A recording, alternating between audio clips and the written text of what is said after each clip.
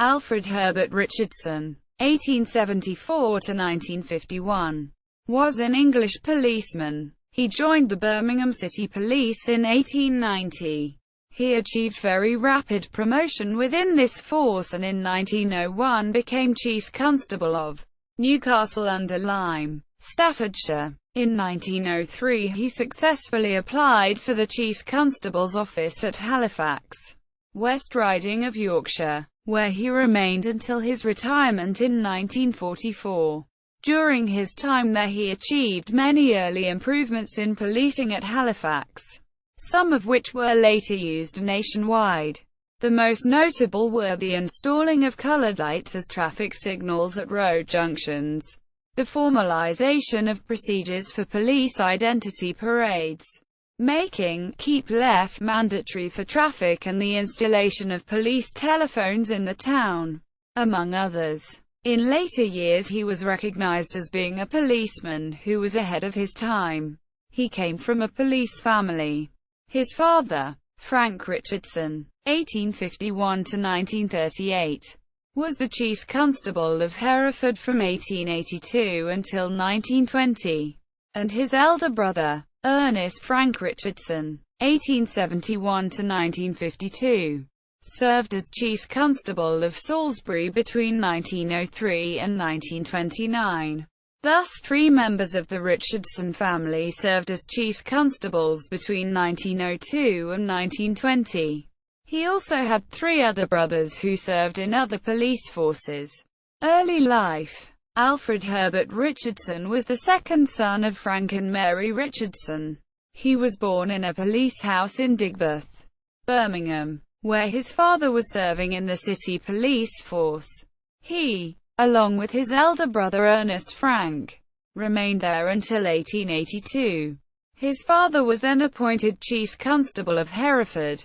This was a post he retained for 38 years until his retirement, when the family lived in Security Villa, next to the police station, Hereford. Alfred Richardson attended the Broomy Hill Academy, Brainton Road, Hereford, in around 1887.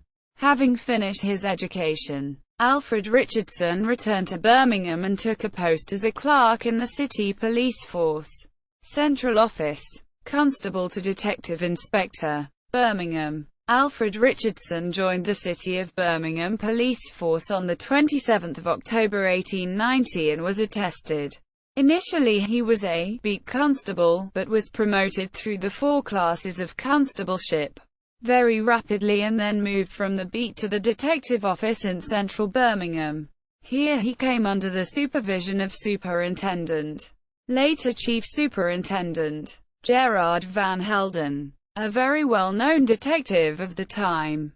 On 26 April 1898 he was promoted to Detective Sergeant and on 26 March 1900 to Inspector. Alfred Richardson remained in the Birmingham Central Detective's Office in the municipal buildings and the Moore Street Police Station, and almost immediately he was promoted to Detective Inspector by the Birmingham Watch Committee of Police Promotion and Awards. Alfred Richardson was living with his new wife and her parents at this time. Alfred Richardson's mentor, Chief Superintendent Gerard Van Helden, died very suddenly in office in June 1901. Such was his standing in the force that 4 chief constables, one of whom was Alfred's father Frank Richardson, and 4 deputy chief constables attended his funeral of 15 June 1901, with Alfred acting as a pallbearer. In May 1901 he successfully applied for the post of Chief Constable of Newcastle-under-Lyme, Staffordshire, beating 69 other applicants.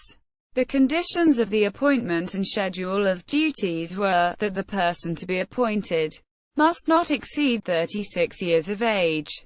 He will be requested to enter on his duties on 2 September, or as soon after as may be arranged, and will be required to devote the whole of his time and attention to the duties of the office.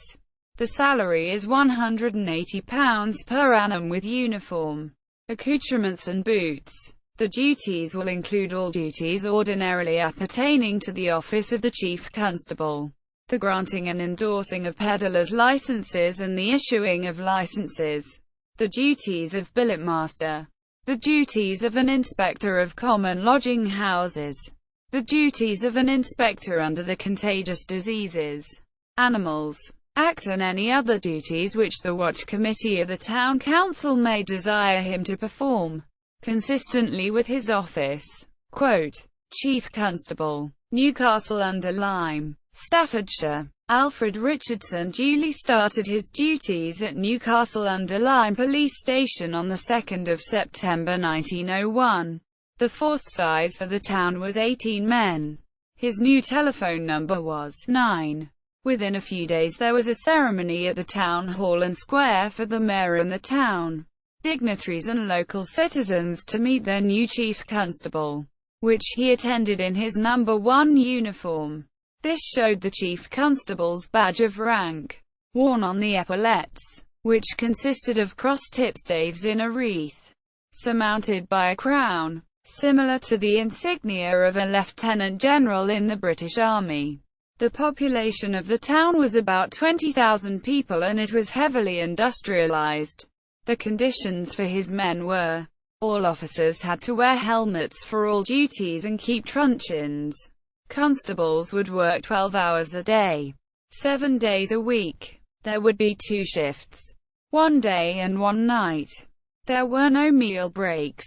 A beat system was such that a constable was taken to the start of his beat on foot by a superior. Constables worked on shifts, which meant they spent about 6 or 7 hours during the day and night at their work. Some weeks they did nights, others they did evenings, others did days. At this period they worked 7 days a week with no rest days, which was to become a factor in Richardson's next appointment, as he had in Birmingham previously. The new chief constable now appeared by name regularly in the local newspaper in court cases.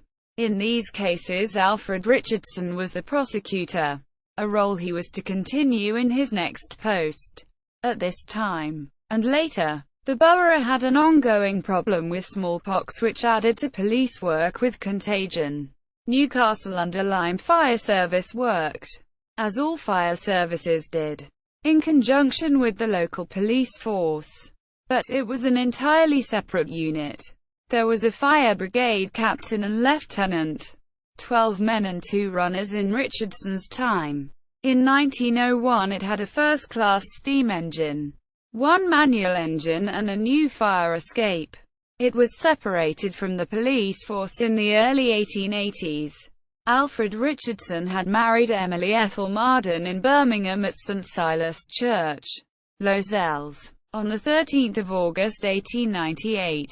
Ethel, 1877–1963, was a daughter of Inspector Thomas Marden, 1847–1913, of the Birmingham City Police, and the first of their 2 children was born in March 1902 in Newcastle-under-Lyme.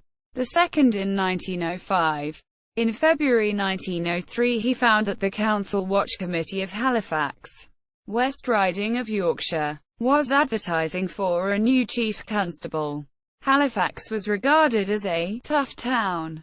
There were 31 applicants including 5 army officers, 3 chief constables and a number of police inspectors among them. Richardson was in the final interview. The police subcommittee selected 6 for the final interview and held a ballot as to who would be offered the position. Richardson received a substantial majority. His salary was to be £250 per annum with an annual increase of £25 until £350 was reached. £50 per annum was paid in lieu of house coal, light, water, taxes and clothing. 2.5% of salary was paid into the police pension fund. He tendered his resignation to the Newcastle-under-Lyme Watch Committee in March 1903. The local newspaper, the Halifax Guardian, carried the news in an article. Young Chief of Police, Mr. A. H. Richardson was appointed Chief Constable of Halifax yesterday. He is one of the youngest Chief Constables in the country, being at present but 31 years of age. Single quote. In fact, he was 29 years old as he had joined the force underage. Chief Constable, Halifax, West Yorkshire. Under a Charter of Incorporation 1848, a watch committee was formed and the first members of the Halifax Borough Police were appointed on the 7th of July of that year. In April 1903, Richardson took up his post as Chief Constable of Halifax, West Riding of Yorkshire, in the then relatively new building housing the Magistrates' Court, the Coroner's Court and Police Station. The force size at this time was 118 men. This was the start of the time when the Halifax police force became known as one of the smartest in the country. Reflected in the strict discipline Richardson instigated, he, with his wife and young son, moved to a large detached stone-built house in Clover Hill Road, Halifax, known as Cloverley in 1903. But soon there were concerns by the Halifax Watch Committee about his general safety. There was a surge of threats to officials at this time, including the British royal family, and he had to move in closer to the town centre and live nearer the police station at Harrison Road. The Halifax Borough Council had several houses available and he moved to Balmoral Place, Halifax. Balmoral Place was about 200 metres from the police station in Harrison Road. The police office was quite large. At ground floor level there was the main reception behind double entrance doors. Further in were various rooms used for storage. At this level were the cells for the prisoners just arrested and for those prisoners attending the magistrates' court in the building. There was no basement in the building and this was why the court was on the first floor. Access from the cells to the court was up a short flight of stairs which had a double-doored cage around them and a door at the stairs base. This was for security and allowed the magistrates or judge to send the prisoner down. There were 12 cells in total and these were for short duration use only. The prisoners travelled to and from Leeds Prison. There was a large courtyard between the court building and the police station which was used for police parades. The parade ground was also used for exercising the horses and housed 4 stables. From reception, going up the steps to the first floor, the first item encountered was the police inquiry desk. Behind the desk were 3 corridors. One corridor to the left housed the typist's room, a small room for the senior typist and a storeroom. There was also a sergeant's ante-room and the sergeant's main room. There was another corridor to the right which housed the chief typist, an inspector, a chief inspector and a superintendent. At the far end was the chief constable's office which had a constable seated at its entrance day and night. The criminal investigation department was in another corridor. There was one more set of stairs at the rear of the police station. Letters from local residents in the press, i.e., the Halifax Courier, wrote that a measure of much-needed discipline continue in the Halifax force. Richardson was considered to be the man to bring this about and he had acquired the reputation of being a strict disciplinarian which continued throughout his career. He presented his first financial accounts to the Halifax Watch Committee on 28 September 1903, where the cost of the constabulary per week averaged £164.1s. 7d. The police were paid weekly at this time. Within weeks Richardson persuaded the Watch Committee to purchase a Black Maria, a horse and a secure trailer fitted with lockable cubicles for transporting prisoners to and from the court in Halifax to Leeds Prison. He insisted the design was adjusted so that it could rapidly become an ambulance should the need arise. In 1905 he attended a meeting in Bradford of the Chief Constables Association.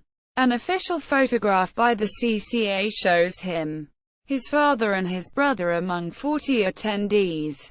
A similar meeting of chief constables in the association took place in Brighton, Sussex, in 1906, which he attended. In August 1905, after a recommendation from the Chief Constable's report of the time, the Halifax force was increased by 6 additional constables. On 3 December 1906, Alfred Richardson was given permission to join the General and Finance Committee of the Northern Police Orphanage and Convalescent Home in Halifax. Chief constables were encouraged to add their patronage. He wrote a booklet for his men which was an extract from a council meeting held on 7 May 1906. It was written so that all members of the force could know the regulations to which it was their duty to conform. In 1907 there were several disturbances in Commercial Road, Halifax, during the tram drivers' strike, causing much extra work for the police. The local press praised the constabulary for their restraints in handling this situation. By this time Richardson had increased further the reputation of the force as one with a strict sense of discipline and generally having a smart turnout, a sentiment reflected in the local newspapers.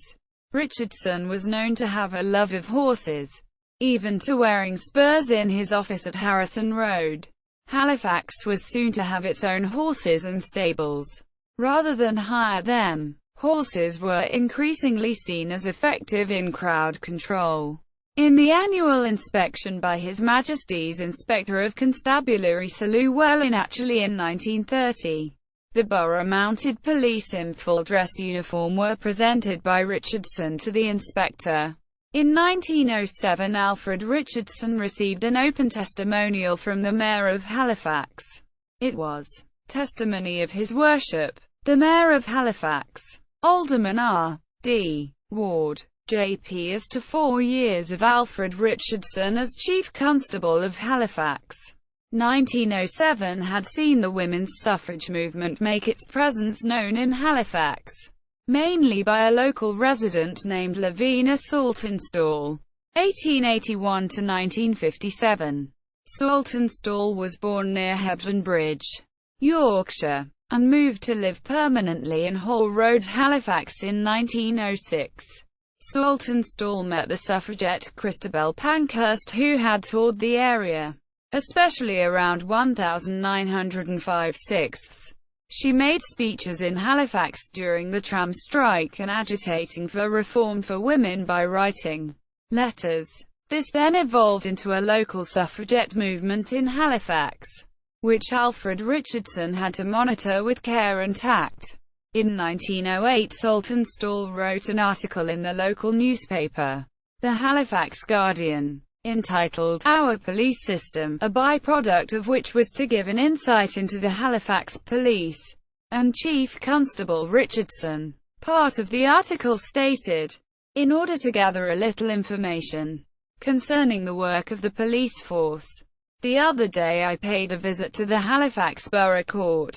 First of all I will mention the fact that a friend of mine had business with the Chief Constable, which fact gave us the chance of getting to his office. Presently we came to an inquiry office where we had to await the chief's pleasure. Photographs of police groups adorned. Presently we received the intimation that the chief was disengaged, and we walked into another room, sumptuously furnished. The chief himself had taken refuge behind a table on which were books and pens and inks and flowers. Several movable objects in the form of chairs and rulers and books, and also a fire screen, were placed near him. An ecclesiastical-looking individual in belt and buttons, and with a signet ring and a scholarly stoop. He mounted guard over the door by which we had entered, as in the outer office. Photographs etc., and the chief's overcoat, tall hat, and walking stick adorned the walls. Comments were made in the local press about how well the local constabulary handled the suffragette movement in the town from this time, 1908, until its demise in 1916. It seems that the chief constable met with a certain amount of approval by Saltonstall. The Halifax Borough Committee and Watch Committee had complete control over the force at this time. There was a great deal of discontent in the Halifax force, and Richardson thought his men were getting a raw deal from the Borough Watch Committee, but got short shrift from them when he tried to improve their working life. Apparently he got very tenacious about their working hours, and would not back down after repeated attempts to get them a better deal got dragged out over a period of time. In the end, however, he won the day. His men were very grateful for his efforts, and a brass plaque was cast in 1910 and erected in the entrance hall of Harrison Road Police Station from 1910 until 1985. When the station moved to a new location, it was re-erected at the new station at Richmond Close, Halifax. Both Alfred Richardson and his brother Ernest Frank Richardson were involved in improving the indexing of police procedures on identifying past lawbreakers by fingerprints and body measurements. Alfred Richardson tended to favor the Bertillon (1853 to 1914) method, which involved several body measurements being recorded. His brother, Frank Richardson, preferred indexing the records after photographing on-site fingerprints. He had been working in conjunction with the Home Office, London, for many years on experimenting to find the best method. Alfred Richardson gave lectures locally on the differences between the Bertillon method and photographic fingerprinting. Around about 1910, the Borough Police acquired 4 police horses. They were purchased and used for crowd control, with the horses being stabled in the yard at the Harrison Road Police Station, having their names over their stable doors. 4 horses were photographed in the Mounted Police section in 1930 as part of the annual inspection of the Halifax Borough Police of that year by Sir Llewellyn Atchley, His Majesty's Inspector of Police, with Chief Constable Richardson. The suffragettes were holding meetings that often ended with crowd trouble, and there were many strikes at local works and on the railways in the offing at Halifax. A year later, a car was purchased for Halifax police use, and bicycle use had reached a peak by this time. Also, a motorbike and sidecar unit was formed and based at Harrison Road. 1911 saw the first national census, when the householder presented the census form as opposed to giving verbal details to an enumerator. On the 18th of May 1912 there was a special meeting of the Watch Committee, and it was resolved that the police standing orders be reprinted as amended and republished to the force. This was an update of the booklet published on 7 May 1906 and reflected the improved conditions of the police force, and reaffirmed that the force could know the regulations to which it was their duty to conform. On the 11th of July 1912, King George V and Queen Mary visited Clough Mill, a factory site near Halifax. This entailed a heavy police presence and a large amount of police activity to ensure their security. Alfred Richardson was later to become recognized for a particular police security procedure he created for this event, which had the security and police activity highly organized, always involved with police pensions. Alfred Richardson added to the family archives a newspaper article from Sheffield where a quarter sessions judge gave police officers consideration where the house free gas and coal were supplied when calculating that officer's pension. At the outbreak of the First World War he joined up as a territorial in the Duke of Wellington's regiment, which had a long-standing association with Halifax. He was the assistant provost marshal and given the rank of major. Alfred Richardson was in charge of the Harrow dog kennels near Halifax, which provided dogs for the war effort. During the early days of World War I, Chief Constable Alfred Herbert Richardson was in charge of the kennels. They provided dogs for use in the trenches, for scouting with soldiers, and for use in sentry duty at isolated posts. In 1914, he served with the 4th Battalion Duke of Wellington's regiment, and as a major was the Halifax recruiting officer with the regiment. He stayed in Halifax for the duration, and was reactivated on the outbreak of the Second World War. He was head of recruiting of Halifax men into the army and was based at Catterick Garrison between 1914 and 1918. An article was written in the Halifax Courier on 3 October 1914 when he was involved with the Harrow Dog Kennels, Halifax. 2 dogs had been officially recruited at Halifax and given a constable's number in the 1880s. So there was a long tradition of using them for whatever purpose long before other constabularies did. This tradition might well be the reason Harrow Kennels were considered important, and Richardson was known as being an advocate of the use of dogs to be properly trained in the detection of crime. Later in the local newspaper there were several articles about 2 Halifax policemen who had joined up and were now in the trenches. A letter was written to the Chief Constable by them while serving with the British Expeditionary Force. They had written to Richardson thanking him for their Christmas gift. It was reported in a local newspaper on 20 December 1915 that several, but not many, temporary constables were appointed to the Halifax police stationed at Harrison Road. Quote, during the First World War, Richardson, in his position as Chief Constable, issued instructions about introducing the keep left rule, traffic signals and the police identity parade. All motor and horse-drawn traffic must drive on the left-hand side of the road. This was mandatory and not optional. Coloured lights at busy road junctions were introduced into Halifax, being one of the first boroughs to do so. There were 2 lights for each road. One red for danger, red as it was considered to be the best colour to penetrate fog and haze, and green for go. These 2 colours were used by the railways and instantly recognisable by the population. They were attached to tram poles and hand-operated by a constable. This is thought to be possibly one of the first uses of traffic lights in the country. London had used semaphore signals, the first cited at Charing Cross, but they were never considered to be effective. Richardson introduced the police telephone system throughout the borough during the First World War.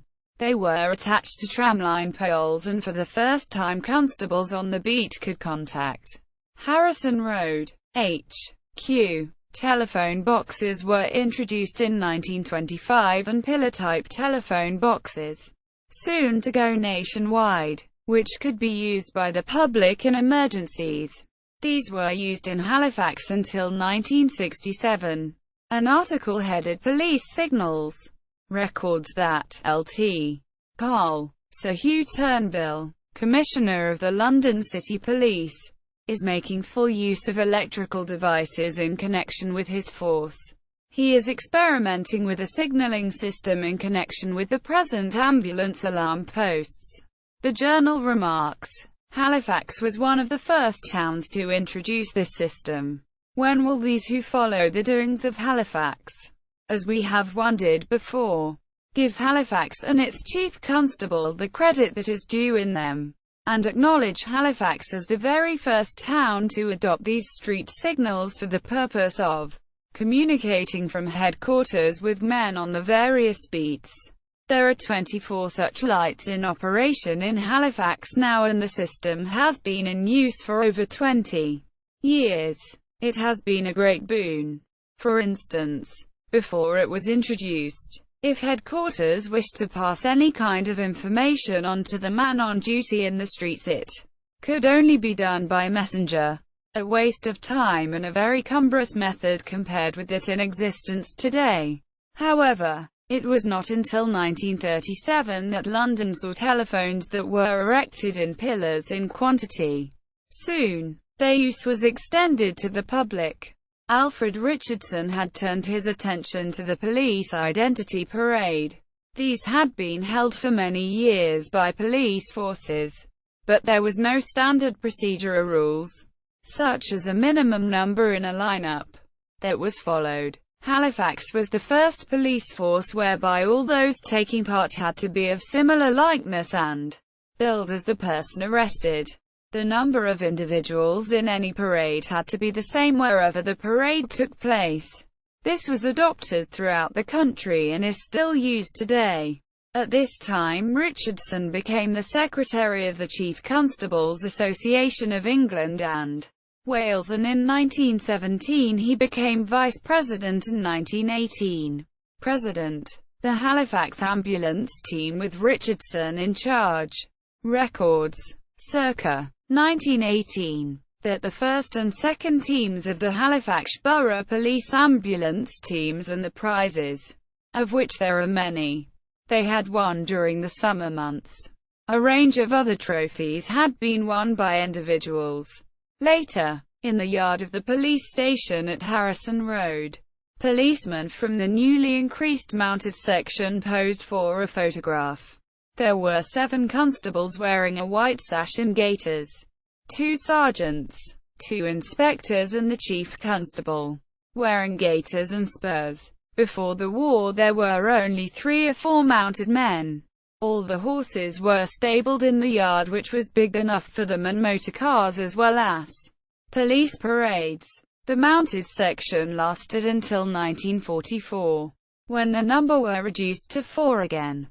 The last horses were named Pilot, Portia, Peter and Paul. In 1918 it was officially announced that Major A. H. Richardson, Chief Constable of Halifax, Yorkshire, has resumed duties after 4 years' service with the Army, having transferred to the Reserve of Officers.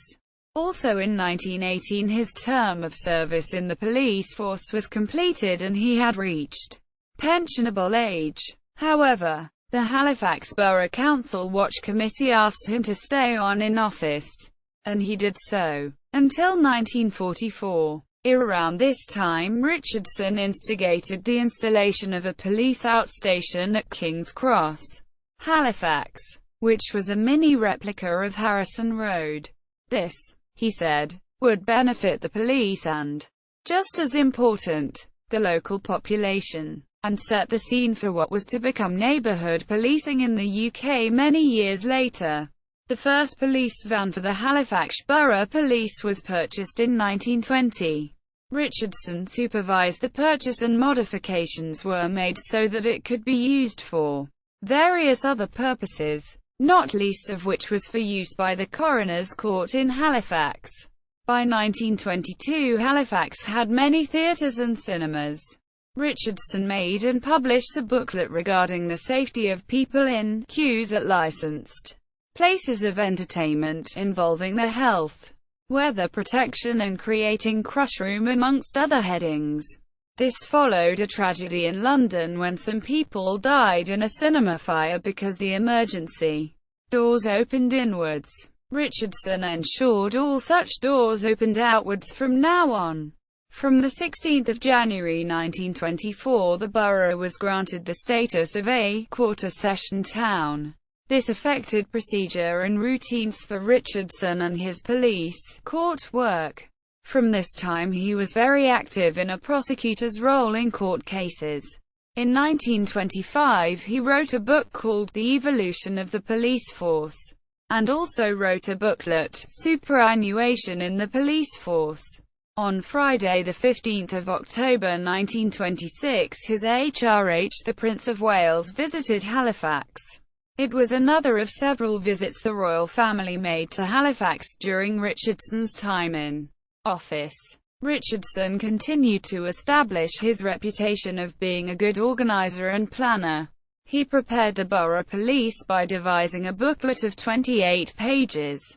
It shows, in detail, the route of the cars taking part, crowd control, sergeants in charge of sections, mounted police positions, roads to be blocked off and timings, to the minute. Everyone taking part had a copy of the booklet, so every policeman on duty knew not only what they had to do but what other policemen had to do as well. It had the signature of A. H. Richardson on the cover to prove it was genuine, and all copies had to be returned immediately the visit was over. Copies were later sent to other chief constables as a template for any royal visit they might get. In 1930 the government introduced the Road Traffic Act. In 1931 Richardson started the Borough Motor Traffic Police Unit, specially concentrating on motor vehicles.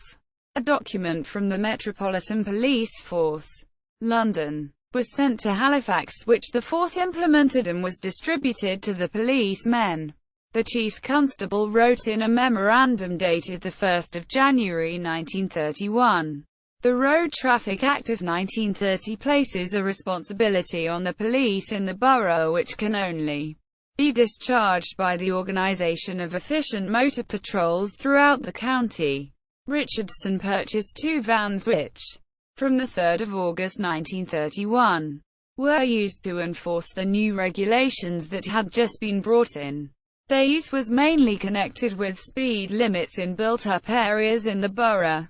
Richardson continued his involvement with the local population by encouraging swimming and life-saving lessons and giving awards at the Woodside Baths, Halifax. In 1935 he was awarded the King's Silver Jubilee Medal.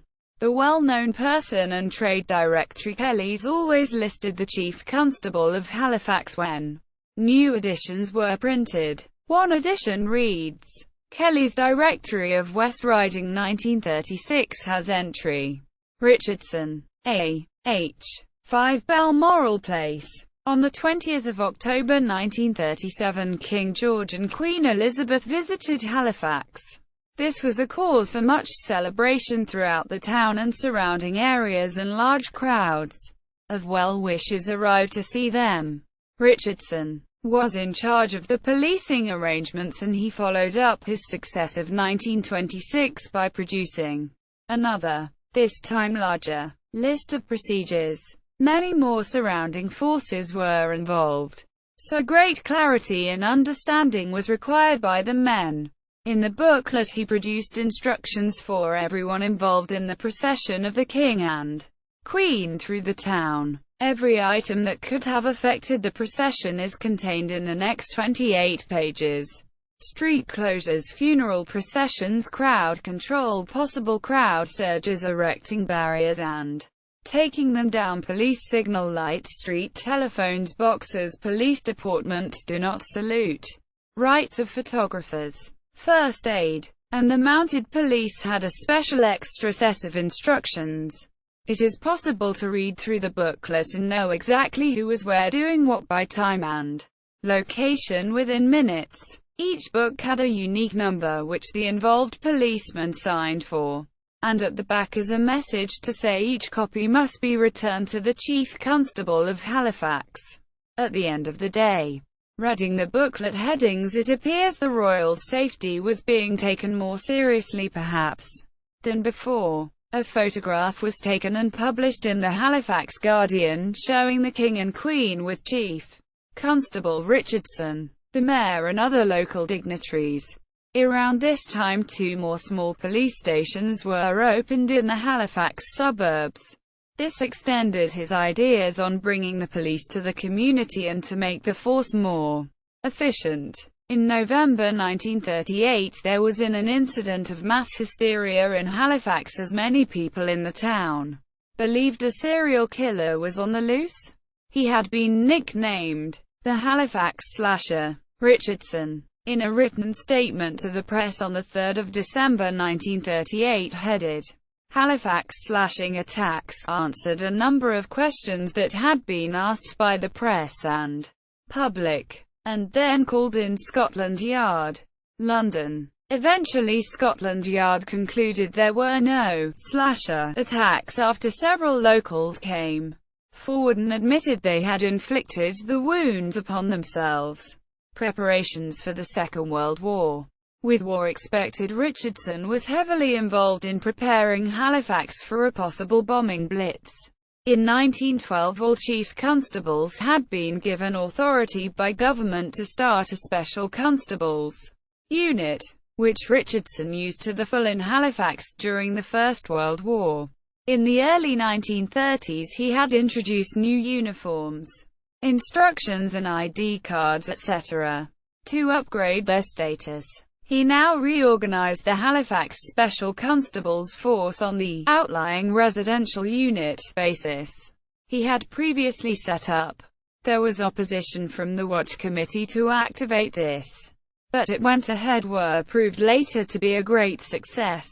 A leaflet dated the 11th of January 1940 regarding police and special constable equipment and uniforms, which included a list of wartime aids for animal owners, was issued from the Chief Constable's office and sent to the 13 outlying residential units.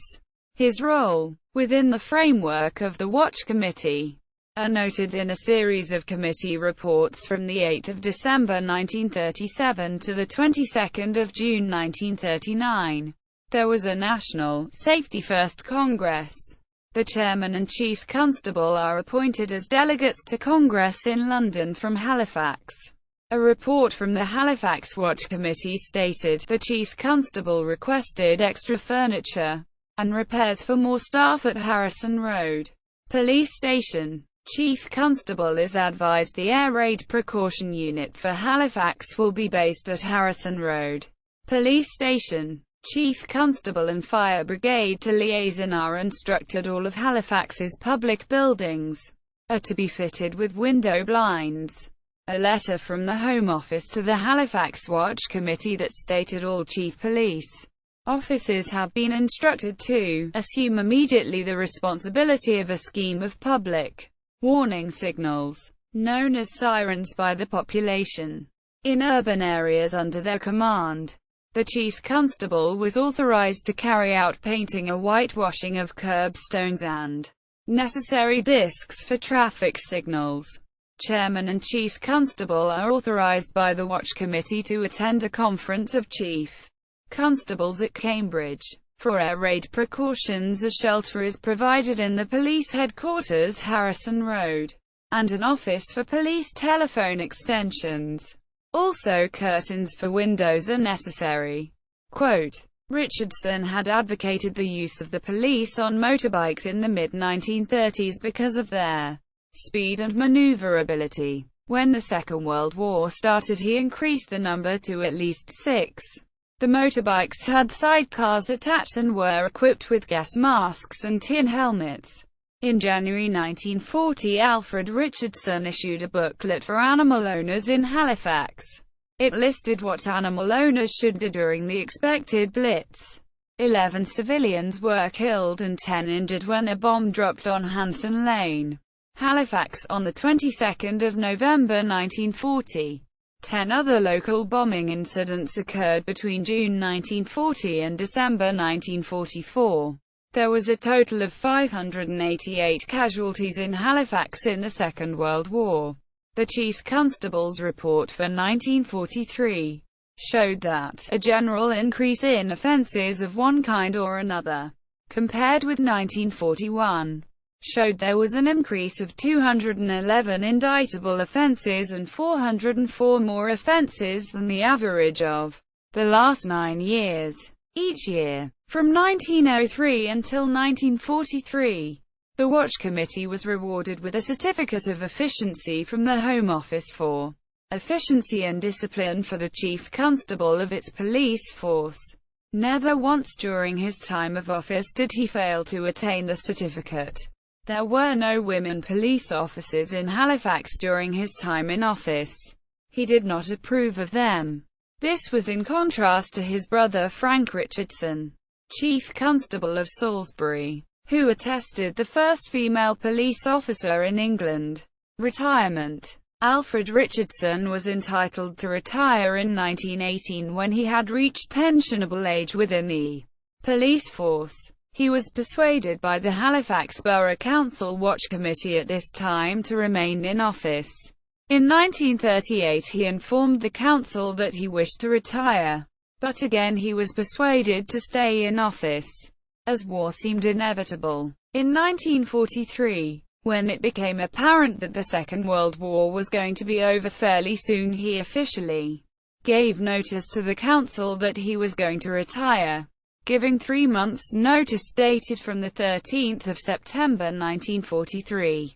It was noted in the Halifax Police Force Officers and Constables book that Alfred Herbert Richardson joined the 8th of June 1903, superannuated the 31st of October 1943.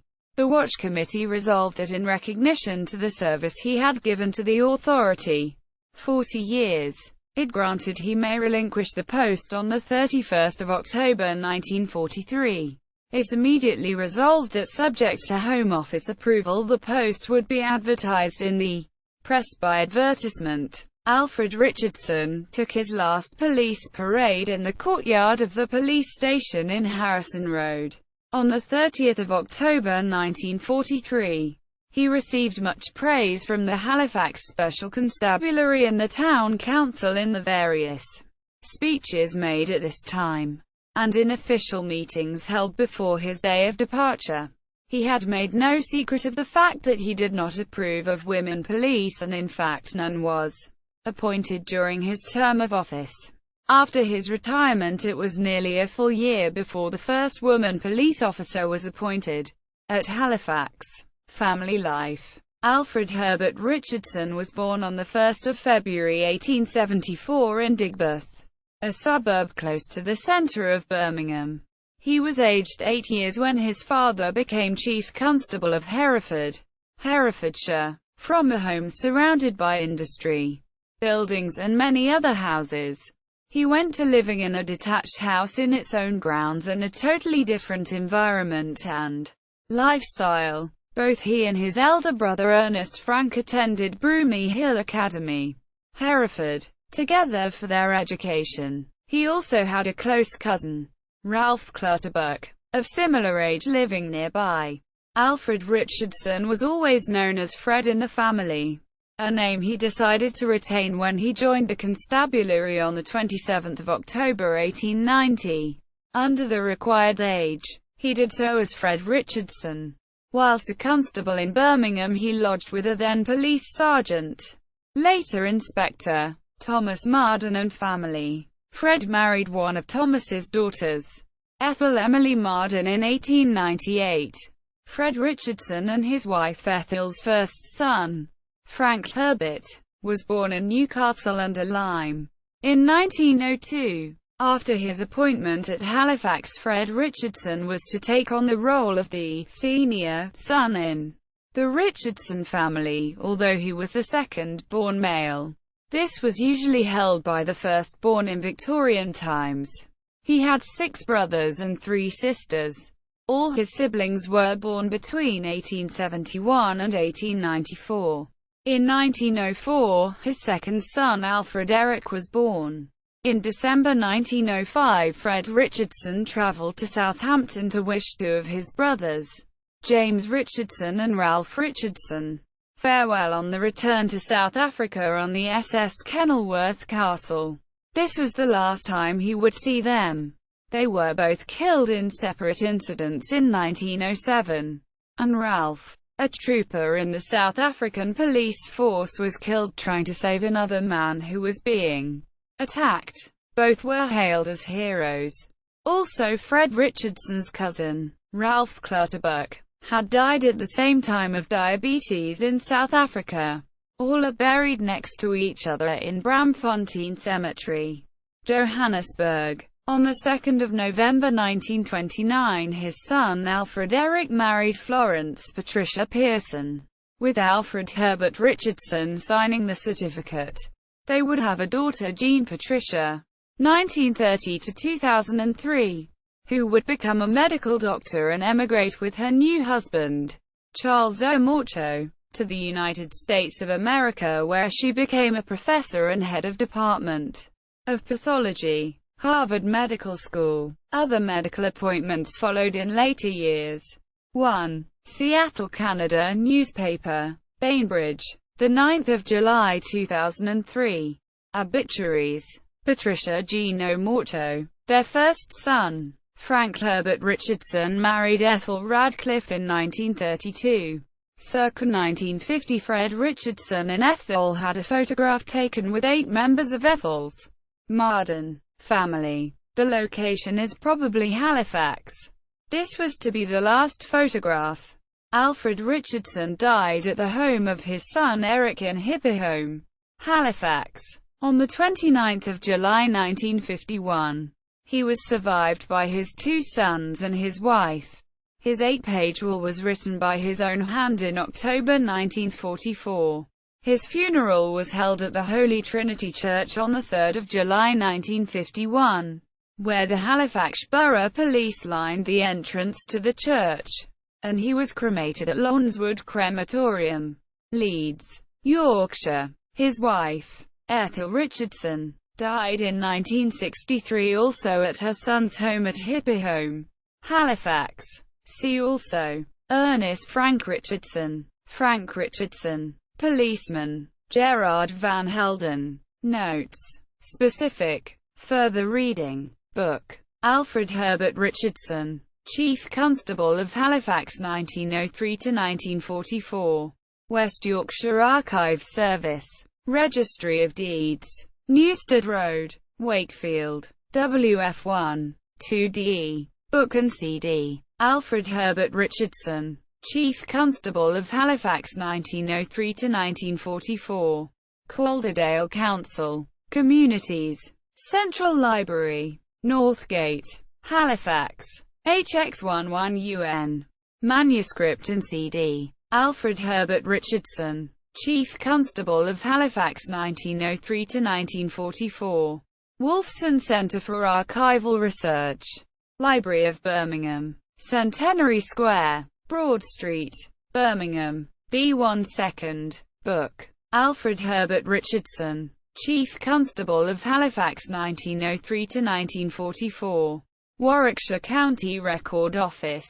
Priory Park, Cape Road, Warwick, Warwickshire. CV 344JS.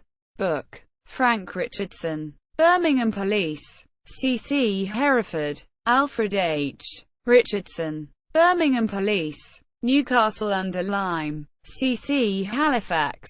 Major Richardson, Birmingham Police. Warwickshire County Record Office. Priory Park, Cape Road, Warwick, Warwickshire. CV 344JS. Manuscript. The Halifax Police Force. By D. J. Wild. Policeman at Halifax. 1968. West Yorkshire Archives Service. Registry of Deeds. Newstead Road, Wakefield. WF1. 2DE.